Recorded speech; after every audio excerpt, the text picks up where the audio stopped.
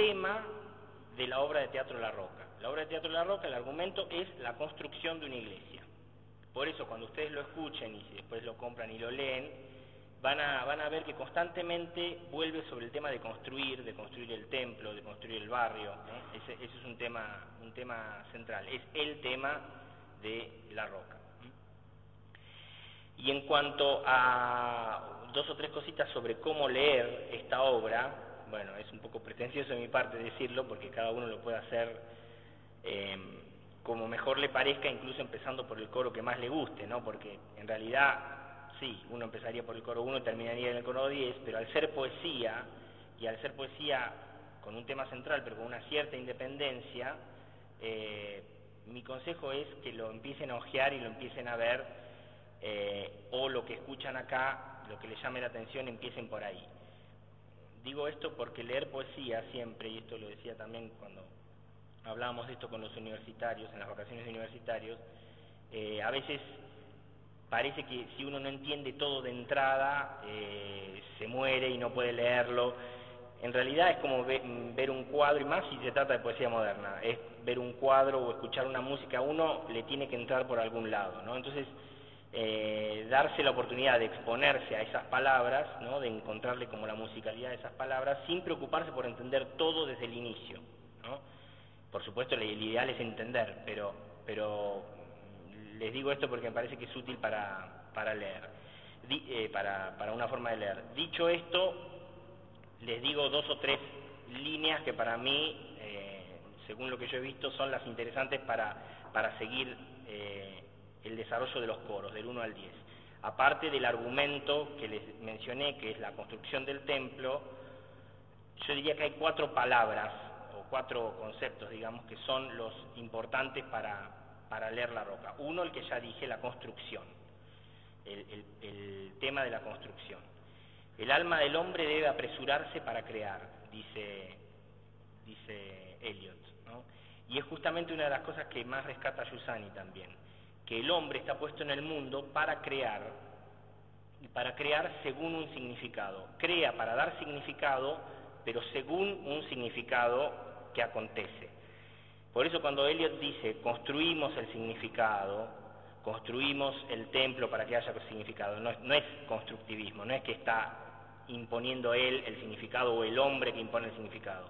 Es que el hombre debe apresurarse a crear, y debe apresurarse a crear según un significado que aconteció en la historia, que después él va a hablar justamente en el coro séptimo, ¿no? Pero, entonces la construcción y los constructores y todo lo que gira alrededor de este tema es central. El otro punto importante que constantemente recorre la obra es el problema del bien y del mal, ¿no? Que dice él, recorre toda la historia y aunque se disfrace de otra forma, nunca va a dejar de existir. El tercer concepto que yo destacaría y que es importantísimo y hasta el punto que determina el título de muchas de sus obras, ¿no? Los hombres huecos, ¿no? La tierra baldía, es el desierto, como opuesto a lo que está construido, pero opuesto a lo que está construido con un significado, ¿no? El desierto es algo que Eliot percibía muy agudamente. El problema del desierto no es simplemente el desierto físico que está, dice, en los mares del sur o en los trópicos. El problema del desierto es la ausencia de significado. A mí me parece humildemente, digamos, y según la bibliografía que he leído, que quien justamente destaca con mayor brillo y con mayor excelencia esto es justamente Don Giussani, la lectura que Don Giussani hace de Eliot, ¿no? Justamente el desierto es el vacío de significado, yermo y vacío, ¿no? Como va a repetir el coro 10. Antes de que el hombre existiera, el mundo estaba como expectante a que hubiera alguien que le diera un significado, ¿no? Que fuera como el heredero de Dios para darle significado al mundo. Pero después, en el medio de la misma civilización, acontece el desierto. Por eso Eliot va a decir, ustedes subestiman el desierto, porque el desierto no está en el sur. Dice, el desierto está entubado en el tren subterráneo. El desierto está en el corazón de tu hermano, dice. la palabra void, waste and void, ¿no? Yermo y vacío, es decir, la idea del desierto como la desolación. Entonces el opuesto al desierto no es la civilización, el opuesto al desierto es el significado, porque una civilización sin significado no es capaz de destruir el desierto. Y el otro gran concepto, por supuesto, es la roca, ¿no? ¿Quién es la roca? ¿Cuándo aparece la roca? ¿Qué es lo que la roca dice? Bueno, acá también entre los académicos no es que se ponen de acuerdo. Nosotros a lo mejor lo percibimos porque somos hijos de Giussani, pero dicen, ¿quién es la roca? ¿Es Pedro? Bueno, sí puede ser, sobre ti construiré mi iglesia, ¿no? ¿Es Cristo? Bueno, evidentemente sí, ¿no? La piedra desechada por los arquitectos, pero es evidente que Eliot no se queda en Cristo, en la figura personal de Cristo, sino que va más allá. La roca es la iglesia, es decir, Cristo, la cara de Cristo, la carne de Cristo en la actualidad de la historia, ¿no? La roca es la iglesia. A la roca van a ver después que se la nombra de muchas maneras, pero una de las formas se la nombra el testigo que sabe lo que ocurrió, la extranjera, la que no se la quiere en ese lugar, y la crítica, la extranjera, y también la que sabe cómo hacer las preguntas, ¿no? Es interesante también la definición esa de la roca, que es la iglesia. Bueno, yo más o menos voy terminando acá, solamente quería aludir a algo que dice don Giussani en los textos en donde él habla de Eliot. Él dice que se puede leer todos los coros teniendo en cuenta tres momentos fundamentales, ¿no? Les leo directamente lo que dice don Giussani porque me parece más claro. Dice, la secuencia comienza con el coro en el que se contrapone la posición de la Iglesia a la posición de un mundo que ya no la quiere. Esto sobre todo en el coro 1.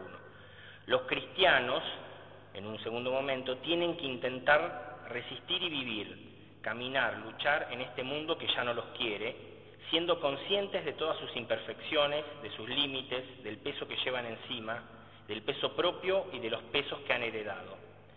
Pero, y acá es el coro 3 y varios otros coros también, como un tercer momento, el problema más grave es que incluso ellos, los cristianos, la Iglesia misma, se ven afectados por el escepticismo y el materialismo del mundo entero, de la sociedad.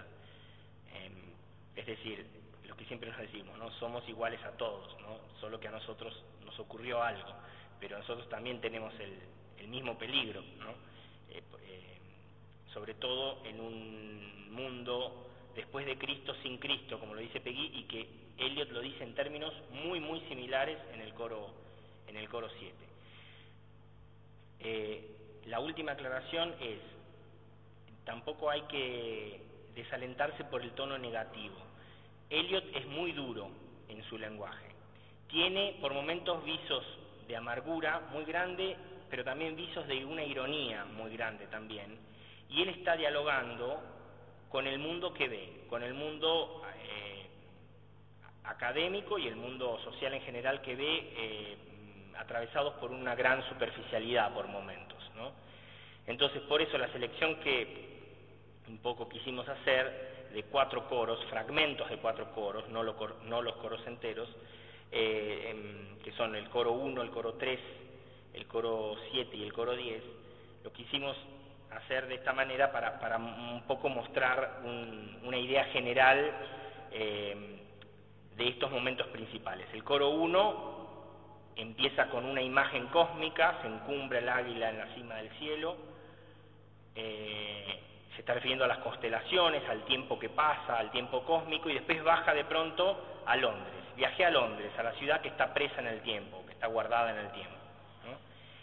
Y va a hablar de lo que ocurre en ese Londres, que es un poco el ejemplo de una gran ciudad, digamos, que vive, digamos, en la corriente del tiempo, pero un poco sin significado, ¿no? Y ahí aparece todo el drama de los constructores y de la roca que aparece en un momento, ¿no? Silencio, que ahí se aproxima la roca. Bueno, ahora lo van a escuchar. En el coro 3 hay un tono muy duro y un tono irónico en donde se critica justamente qué es la comunidad, ¿no? Que dice, ¿una comunidad es un rejunte de gente o es unas personas que están juntas por un significado, ¿no? Dice, ustedes se acurrucan muy juntos porque se quieren los unos a los otros o para sacarse dinero los unos de los otros, dice, ¿no? En un momento. Es un tono bastante duro.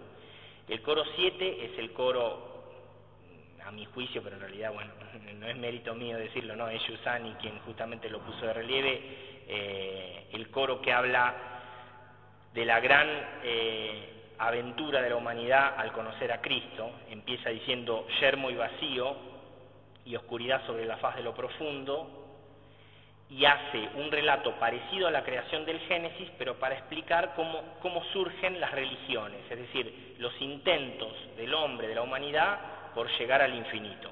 Y en un momento dado de la historia, un momento en el tiempo, pero no de tiempo, es decir, porque es un momento de la eternidad, ocurre algo inaudito, que es la encarnación de Dios. Y después termina de nuevo con un tono de una cierta amargura. Ha ocurrido lo que nunca antes había ocurrido, que después de la encarnación los hombres han dejado a Dios, en el mundo moderno, por algo que no es Dios, o por una serie de dioses que no son dioses.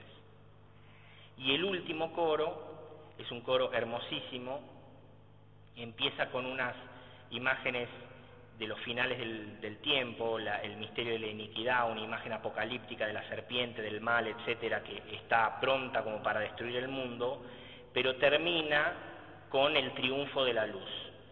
La imagen que hay que tener ahí es la iglesia que se terminó de construir.